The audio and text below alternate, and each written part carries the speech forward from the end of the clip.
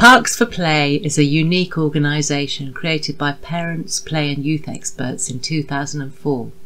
It was set up to provide inclusive leisure learning, youth and play opportunities for children and young people at risk of isolation due to the widespread lack of accessible and affordable services.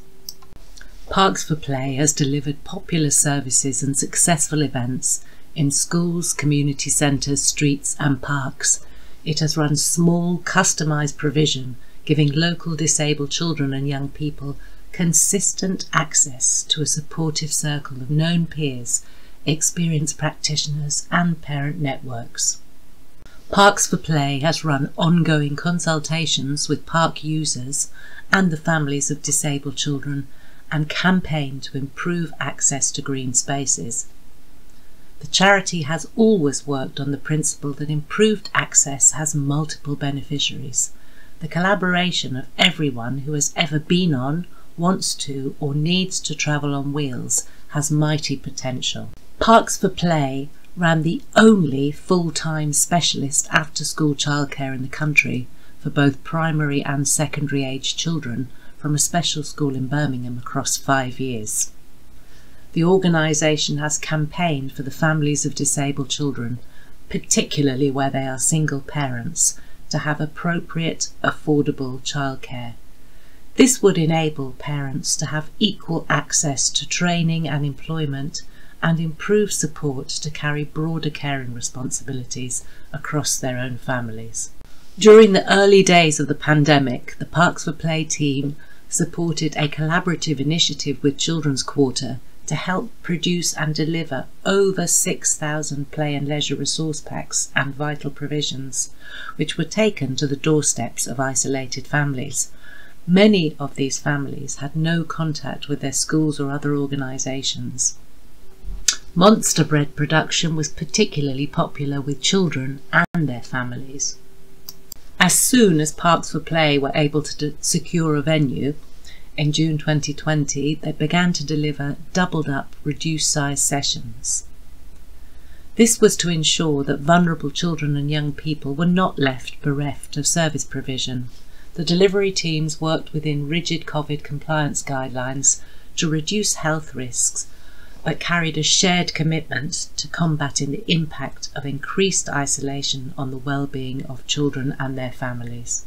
In the spring of 2021, Parks for Play trustees made the brave decision to have their own home, as the option of renting space from schools and community centres had proved undependable in a time of real crisis for our families. Additionally, the team, children and young people were keen to be in their own space, where practice informed by the self-directed choices of children and young people did not need to be justified. Alongside this, the environment could constantly evolve in tune with children and young people's preferences, and all their unfinished projects, along with their Wellington boots, could be left on site.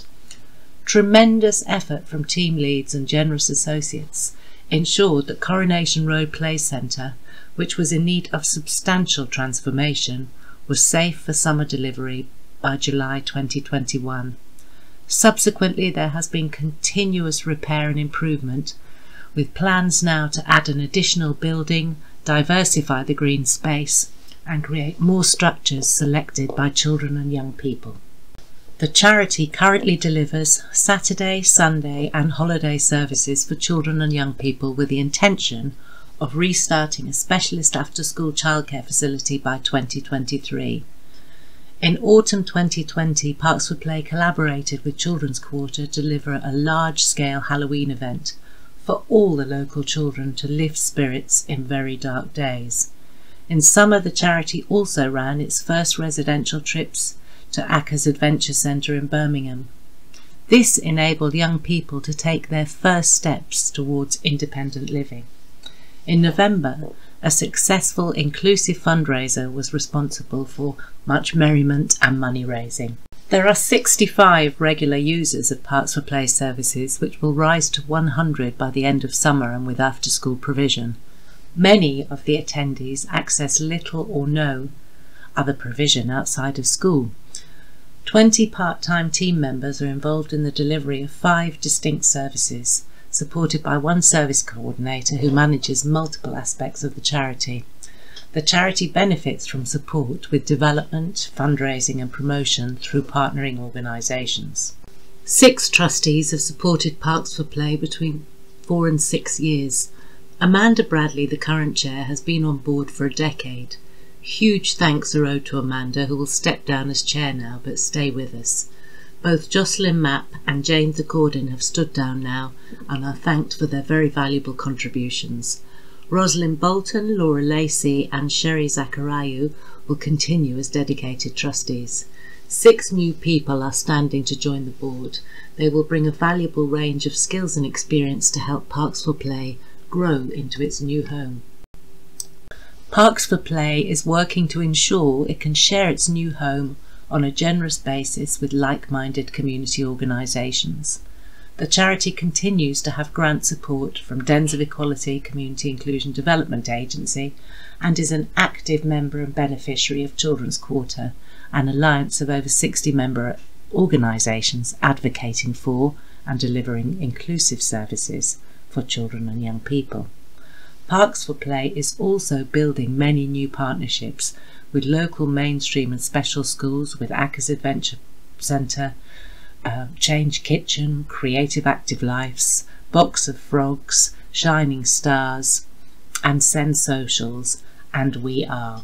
Parks for Play would like to thank all the wonderful children and young people who bring its sessions alive, the loyalty and generosity of so many families that use the service, the unflinchingly child and person-centred practice and commitment of its team, the relentless hard work of its service coordinator and the integrity and wisdom of its trustees who donate their time.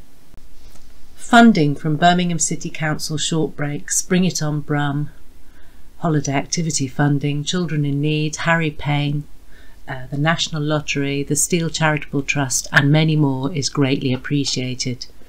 It is grant funding that keeps Parks for Play's vital services afloat. But the future for Parks for Play, that is all in our own hands.